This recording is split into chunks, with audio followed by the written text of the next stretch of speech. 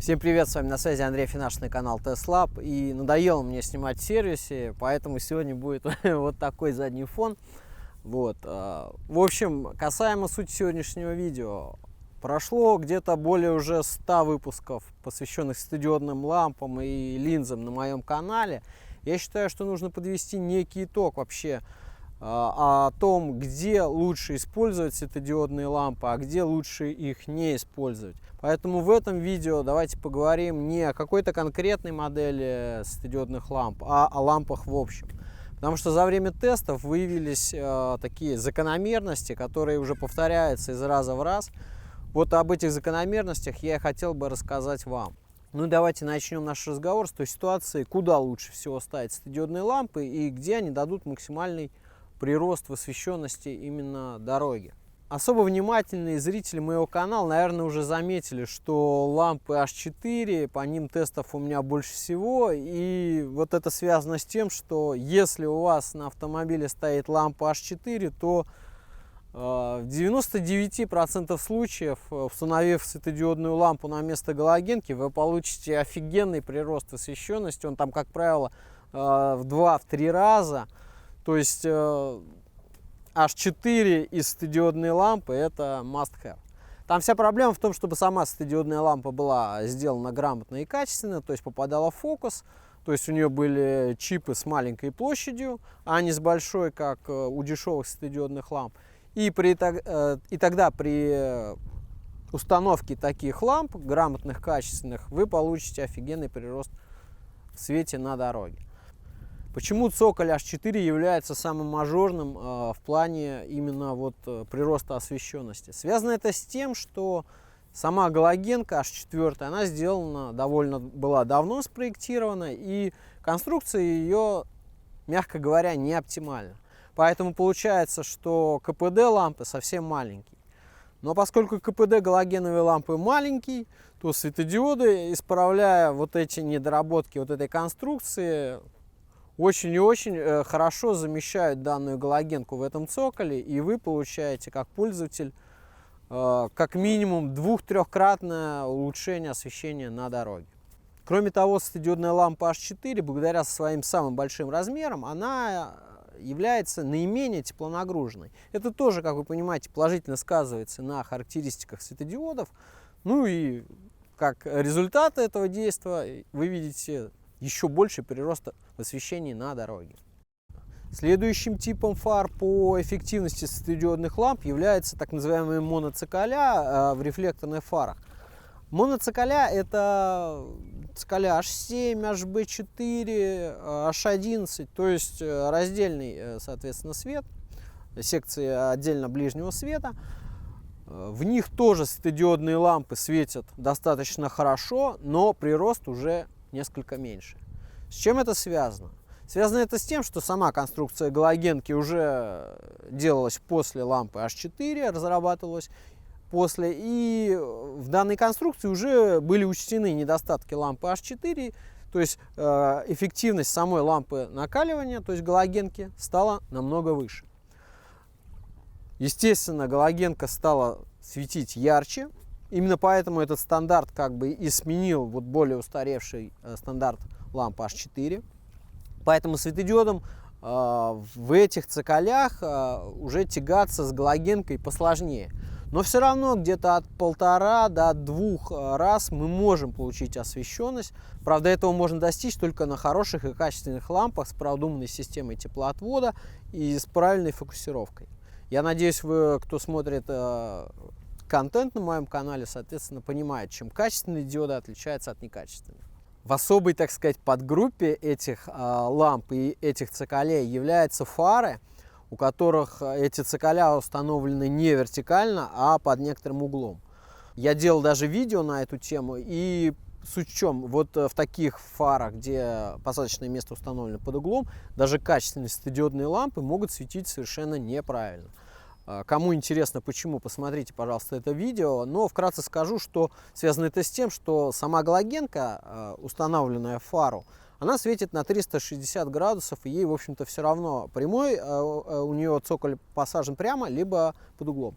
Для светодиодных ламп они пока еще не научились светить на 360 градусов, поэтому, когда мы ставим светодиодную лампу вот именно в такую фару с посадочным местом под углом, то вместо правильной светотеневой границы мы можем получить вот ну, то, что вы сейчас видите. Вот. Для таких фар лучше использовать светодиодные лампы, которые допускают поворот цоколя относительно самой лампы. Такие лампы есть. Либо второй вариант — дорабатывать вот эти светодиодные лампы, где нет поворота. Об этом я также говорил в этом видео, поэтому кому интересно, еще раз повторюсь, посмотрите. Ну и самым сложным орешком для светодиодных ламп на данный момент является линзованная оптика и линзованные фары. Кто еще не понял, линза выглядит вот примерно так, как вы сейчас видите. Если у вас в фаре установлена такая штука, то прирост от использования светодиодных ламп будет самый минимальный, либо зачастую его не будет вовсе. Связано это с тем, что отражатель у таких фар самый маленький. Да еще и половина этого отражателя перекрыта шторкой, которая формирует светотеневую границу. Да, качество светотеневой границы у таких фар будет идеальное. Даже установив туда светодиодную лампу, вы никак не ухудшите именно четкость светотеневой границы. Но зачастую я вижу такую ситуацию, что после установки диодных ламп освещенность перед автомобилем падает по сравнению с галогеном. Правда, стоит отметить, что по краям она значительно возрастает за счет особенностей светораспределения светодиодных ламп. И получается так, что в центре мы вроде как немножко проигрываем, но значительно выиграем по ширине пучка, то есть по уровню освещения обочины. Но приборы вот действительно его фиксируют, и поэтому прироста вот именно по приборам для таких фар практически нет, либо он минимален.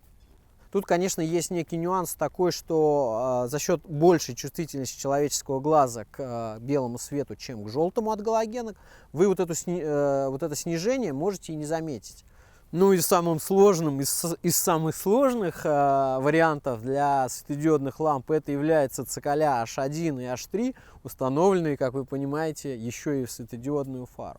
Почему цоколя H1 и H3? Да потому что те, кто видел лампочку H1 и H3, понимают, что она самая маленькая из вообще всех галогеновых ламп. Для светодиодов это крайне важно, потому что для них важен теплоотвод. Соответственно, одно дело отвести тепло от чипов на вот плате шириной там сантиметр-полтора, а другое дело совершенно на плате где-то миллиметров 5. Ну, соответственно, чем температура чипов выше, тем светят они хуже, и срок службы у них тоже меньше. Поэтому для производителей крайне сложно сделать хорошо светящую, качественную и долгоиграющую светодиодную лампу. Крайне сложно. Поэтому в данный момент тестов на канале вот этих ламп у меня меньше всего. Ну, точнее, их пока на данный момент записи вот видео, их вообще 0. Производители чипов, безусловно, работают над таким параметром, как увеличение температуры, рабочей температуры чипов, то есть срока их службы, но прогресс в этой области идет, конечно, не так быстро, как хотелось бы. Поэтому, повторюсь, лампы H1 и H3 самый-самый сложный вариант для светодиодных ламп, поэтому, особенно будучи установлены в линзы, не ждите от них какого-либо эффекта, либо будьте готовы, что она может не прослужить долго за счет того, что теплоотвод у нее крайне плохой.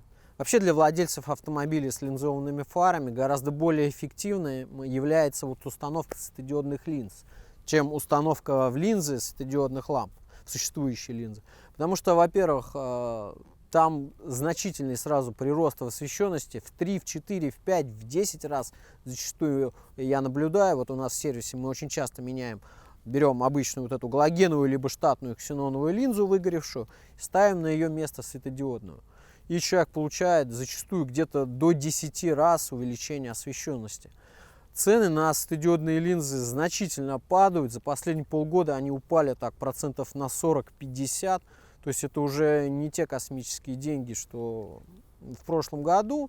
Поэтому must have и всячески рекомендую, если у вас линзы и линзы, которые уже не светят, потратьте именно средства именно на замену линз, и вы получите максимальный результат, который, я уверяю, вас устроит.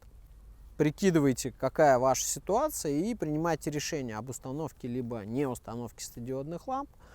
Также у меня к вам некоторая просьба: если ваш сосед выбирает светодиодные лампы и думает, купить их, не купить, поделитесь, пожалуйста, с ним данным видео. Если эта информация была вам полезна, пожалуйста, поставьте лайк. Если была бесполезна, либо вы считаете, что все должно быть по-другому, поставьте дизлайк. Ну а с вами был, как всегда, Андрей Финашин, и до новых видео. Дождик плачет за окном, дождик смоет все года и память о былом. Дождик плачет за окном, за 2012 и за ксенон. Когда мне стукнет лет так 65, иномарки уже не будут ездить, а будут летать. И я решусь за 30 лет с приоры полох снять. Сдую с нее всю пыль и закатаю лоб опять. Аккумулятор воткнул, прогрею движок, полох кладу в мешок, а на сиденье портвишок. Позвоню своим, соберемся на напки, где летом по субботам вечерком танцуют бабки. Весь в пыли Alpine из 30-летний гуфа напомнит мне, как молода была моя старуха, как постарела на глазах моя приора. Думаю, стою, как раньше, возле светофора. Молодежь глядит, дедушка не в моде, все летают, а дед Петроний по погоде. Слезу я вытру рукой и тронусь на зеленый. Приорик троит, ведь движок уже сонный. ДПС уже за тонировку не штрафует. Кто ждал этого дня, вместе сейчас со мной кайфует. Присоединение взади моих друзей. Едем паральной стрелкой на аллею быстрей. Постоим, повспоминаем наши дни, когда была крутая мода резать витки, когда мы ставили ксенон, и на район, когда был в моде не айфон, а фонарик телефон.